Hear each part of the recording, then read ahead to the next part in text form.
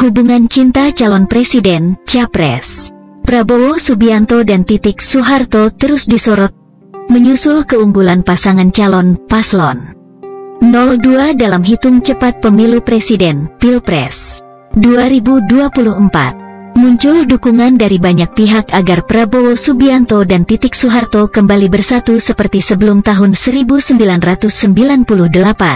Apalagi, setelah lama berpisah, keduanya juga masih terlihat berhubungan baik dan membesarkan bersama anaknya yang bernama Ragowo Hedi Prasetyo Joyo Hadikusumo atau lebih dikenal dengan nama Didit Prabowo. Beredar luas sejumlah cerita kisah cinta Prabowo Subianto dan Titik Soeharto di media sosial, ramai dibicarakan. Beberapa di antaranya mengutip dari buku-buku yang menceritakan tentang Prabowo Subianto dan Titik Soeharto hingga peristiwa geger politik 1998. Di antaranya juga ada yang belum dapat dikonfirmasi atau membuat spekulasi dari kutipan pernyataan Prabowo Subianto dan Titik Soeharto. Seperti unggahan akun @zakimorela7 yang ramai di platform media sosial TikTok. Unggahan tersebut diberi judul True Story Cinta Terhalang, Kembalilan kepada putriku jika kau setara denganku.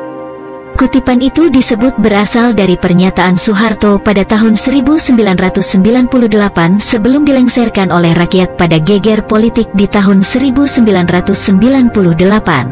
Menurut narasi dalam video itu, Prabowo Subianto dipisahkan secara paksa oleh Soeharto yang menganggapnya sebagai pengkhianat. Kembalilah kepada putriku, jika kau sudah setara denganku, kata narator. Ini kalimat dari Presiden Soeharto kala itu. Pernyataan tersebut dianggap sebagai motivasi Prabowo untuk dapat menjadi setara dengan Soeharto yang pernah menjadi presiden kedua Indonesia. Prabowo Subianto lantas mencalonkan diri berulang kali sebagai calon presiden untuk dapat kembali bersatu dengan Titik Soeharto, orang yang dikasihinya. Sementara Titik Soeharto tahu, Prabowo diusir dari Cendara dan hanya bisa menangis mengetahui suaminya harus pergi. Benar-benar diusir, seorang jenderal bintang 2 diusir dan dipisahkan dengan anak dan istrinya. Padahal, lanjutnya, kalau mau jujur, Prabowo di depan rekan-rekan militernya banyak yang iri karena prestasi luar biasa di dunia militer. Prabowo walaupun seorang menantu presiden ketika itu, Soeharto terus memintanya dan memerintahkan Prabowo untuk terjun ke medan perang, jelasnya. Benar saja, ternyata Prabowo bisa menunjukkan kemampuannya di dunia militer dan prestasinya mengungguli senior di atasnya. Namun ironis, setelah peristiwa geger politik 1998, di mata Soeharto kala itu, yang juga mertuanya, Prabowo Subianto malah dianggap sebagai pengkhianat.